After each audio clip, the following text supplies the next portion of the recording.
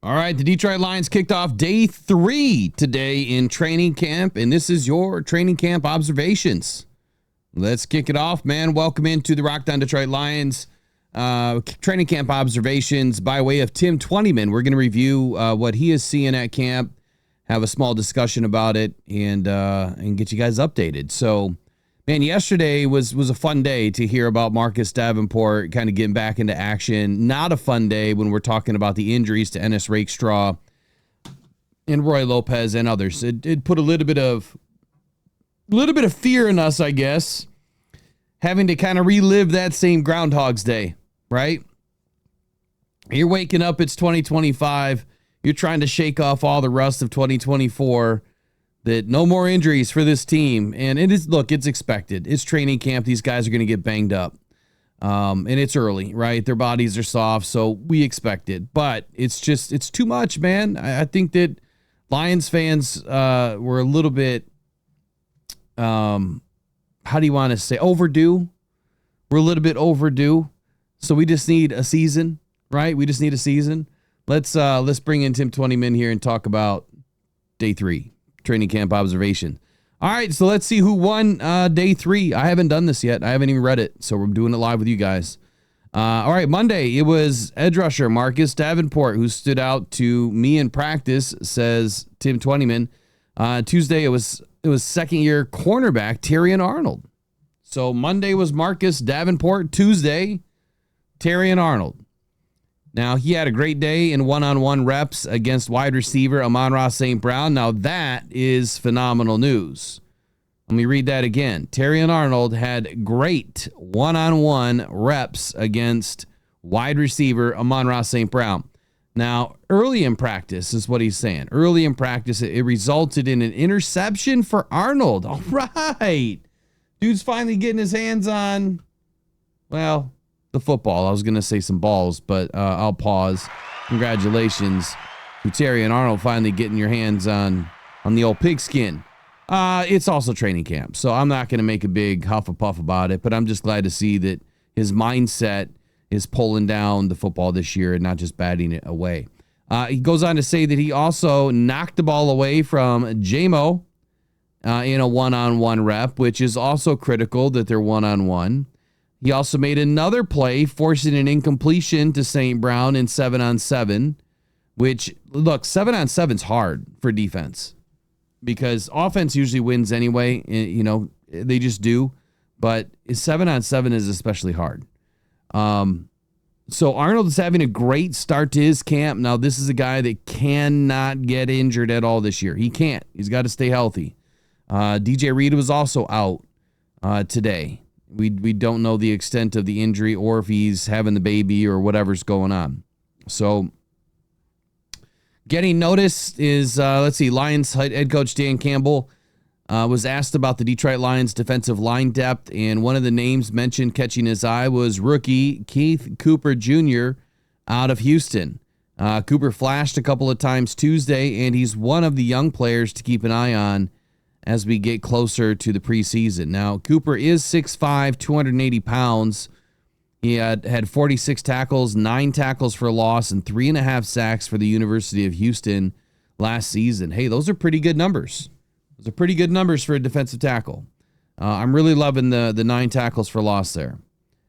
So, good news so far, right? The bad news is the injuries, which we'll get into in just a moment. Double trouble. I can only guess who that is, right? Jahmyr Gibbs, David Montgomery. So over the course of the first 3 training camp practices, we've seen running backs Jahmyr Gibbs and David Montgomery on the field together. Maybe more than I can remember, says Tim Twentyman, in the last 2 years. So let's talk that out for a moment. I know that I myself and others that, you know, when we do the morning show, we've been talking about getting Jahmyr Gibbs in space, right? Getting both of these guys, you know, in the play together where you've got the option with David Montgomery, and then you can also have the option with Jahmyr Gibbs going downfield or getting involved in the screen game. It's going to be really hard for teams to try to load up the box in any one area or, either side of the box to try to manage the run game and whoever's going to leak out for the screen pass or the wheel route or whatever, right? Whatever we're calling. So I love it. I love this idea of having both of these guys in the game together. It's something that Ben Johnson just didn't utilize a whole lot.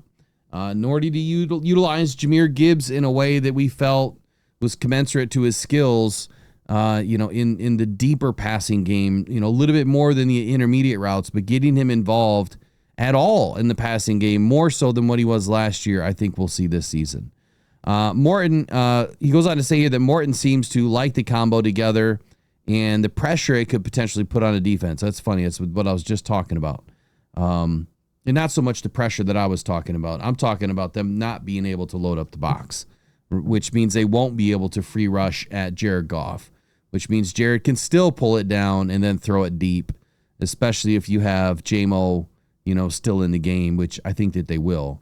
11 personnel or, even 12 personnel, they should be able to, it would be 12 personnel that they could bring both the running backs in. All right, catch of the day. Easy choice today as tight end Brock Wright made a really difficult third down catch up the left seam, which, man, that's his bread and butter. It is, that left seam is Brock Wright's alley. You remember a couple of seasons ago, he ran, 56 yards after the catch for the touchdown, go-ahead touchdown that we needed, right? That was an amazing play by Brock Wright. Linebacker Jack Campbell also made, I'm sorry, let me repeat all that. The catch of the day was Brock Wright, who made a really difficult third down catch up the left seam with linebacker Jack Campbell in tight coverage. We also learned something about coverage today. We'll see if he talks about it, but I'll talk about the linebackers here in just a moment too. Wright is a very underrated tight end number 2 in this league, in my opinion, says Tim Twentyman, and I would also agree with that. I would agree with that. Third down day, he says. It was Tuesday was a heavy third down day for the Lions. It always seems like third down days and red zone days boost the energy level and juice for both the players and the coaches. It was palpable watching practice on the special team side. He says, I love listening to Dave Fipp coach special teams on the field. He's got a ton of energy, a lot of really detailed instruction, is quick to correct mistakes, and also quick to give praise when it's earned. Fipp really loved the way second-year edge rusher Isaac Ukwu played a couple of snaps in a special teams drill. For players like Ukwu and so many others, flashing on special teams could be the best way onto the 53-man roster, and I would definitely agree with that, too. I think that Ukwu has a shot. Preseason is right around the corner, man. We are just 10 days away, not even 9 days away from our first game. He says one young player who fans are going to like watching is rookie edge rusher Ahmed Hassan. This is huge, ladies and gentlemen. This is big because we've heard a few times how Ahmed is just full of energy. He has a motor that never quits and has been making his mark with the second team defense early in camp. Remember when I said we're going to be just fine? This makes me feel even better. Something tells me the Lions fans are going to like his style of play. He never stops. All right, so let's get into the injury update. So this is a bad one for the day because we keep dropping defensive linemen and Broderick Martin, right? That third round pick who is a project, who has yet to do anything for the Detroit Lions. He has yet to earn his salary. I'm not going to slam Brad Holmes or anything like that for making this pick because I think it was a necessary pick. And I think it was the right pick. It's just unfortunate that we keep having all these injuries in camp. It's part of the game. It is. But that's a good update. We lost DJ Reed. We don't know why.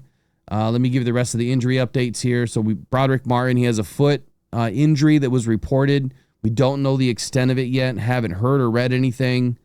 But Roy Lopez yesterday, he was knocked out of camp with a foot. I guess he had a cleat that was kind of smashed on top of it and twisted. And then Sione Vaki with a hamstring. Both those guys kind of listed day to day right now. We know that Taylor's going to be a minute. Ennis Rakestraw escaped major injury, and then he'll be back. But he was working with trainers off to the side today, which is usually a very good sign. and so he'll be day to day. Pascal will be a minute. McNeil will be a minute.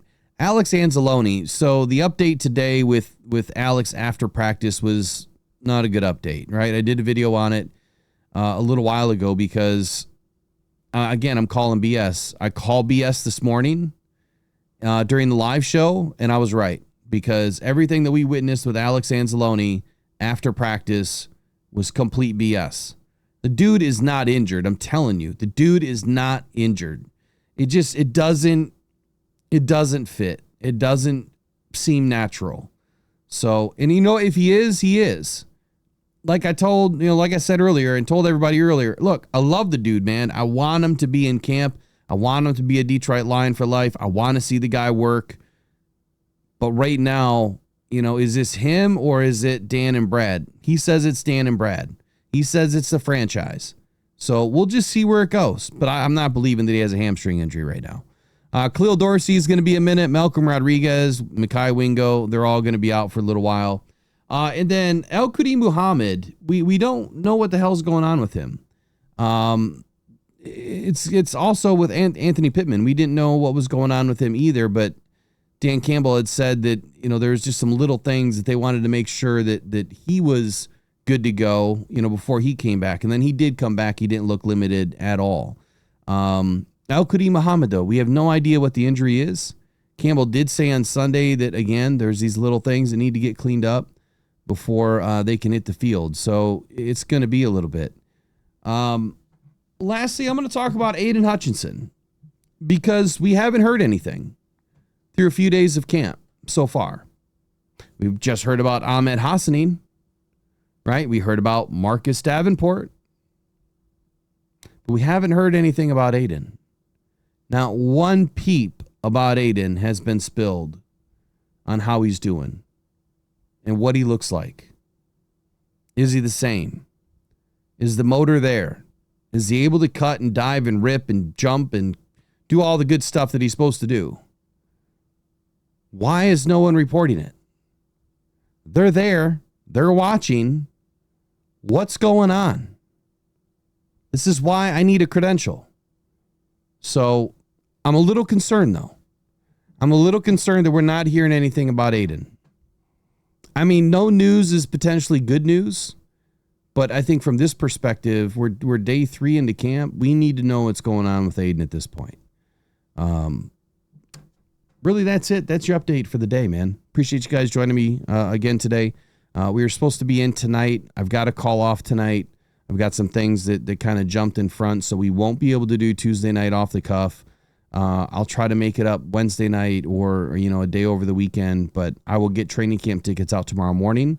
Don't forget to join the Rise of Grad morning show at 8 a.m. Appreciate you guys. Take care. Go One Pride. Go Detroit Lions. We'll see you in the next one. No injuries tomorrow. I think the Lions are off tomorrow. No injuries tomorrow. All right, you guys. Take care.